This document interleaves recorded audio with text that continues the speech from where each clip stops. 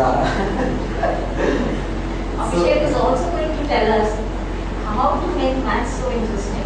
Because when you say maths is not maths, but generally any type. No, maths also. Yeah, maths. I said maths, a lot of children don't know maths. Oh, okay. Should I do that now? Yeah. Okay. And also how to stay ahead of the studies and notes. So, okay, I have a few points.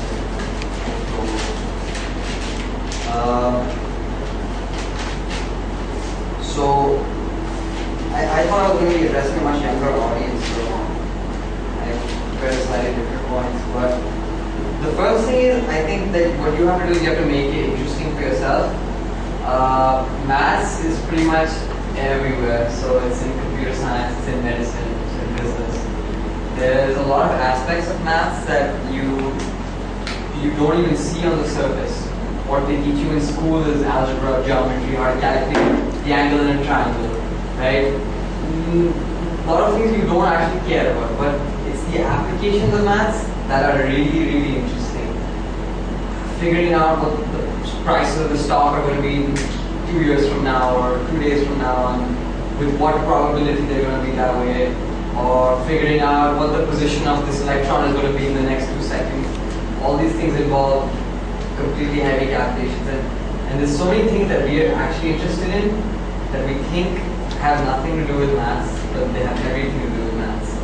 And for me, I think maths is more of a tool for using it to understand the world rather than a subject I have to study. You know, I mean, how many of who is in science? Okay, who's in commerce and arts? Okay, so even in art, for example, do you guys know the Fibonacci series? Right? So if there's a study done to basically measure how we perceive beauty, and they found that the Fibonacci ratio, which is the ratio of the series, 1, 1, 2, 5, 2, 3, 5. You basically add the previous number, you get the next number, add the last. Right.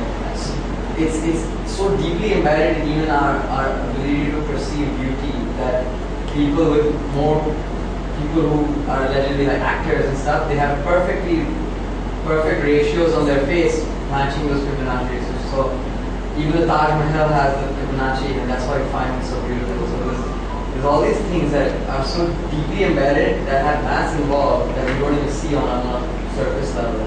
And to be able to look at those things, find those things, is I think the first thing that you can do to make it interesting for yourself. First thing you do is make it interesting. Then it's not about like if I study maths, or if I'm good at maths, I'll get into a good college or a good grade. Don't think about it that way. Think about it that if I want to understand something I really love, I guess I need to study some parts of that are mathematics, and it's good to approach it from that sort of angle.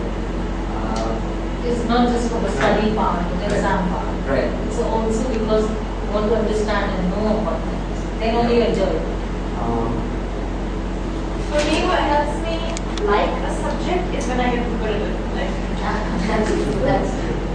That's very interesting. When you are good at it, you automatically like The it. good thing about maths is anyone can be good at it with practice.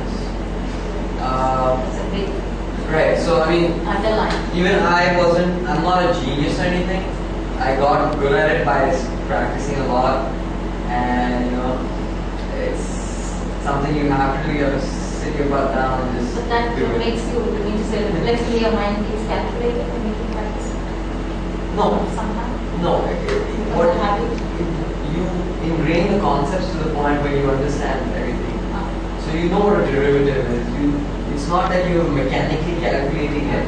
A lot of people tend to have a formula, memorize the formula, and just throw numbers at the formula and expect the formula to work without actually understanding where the formula is coming from.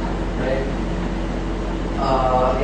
In maths, that's one way you can get there. I've seen a lot of people. I had a girl called, her name was Amrita Sandhu. She was in my grade, and she was the rote learner. You learn by rote to the point where you have no idea what's going on. All you know is there is this formula, you memorize the formula, you go over that Plus plus minus b square minus 4ac over whatever. She memorized it, and all she can do is look at the problem and put in the numbers and write down what the formula gave her. But she does not know what's going on. When you start understanding what's going on underneath the the layer thing, that's why it's very important to have a good foundation.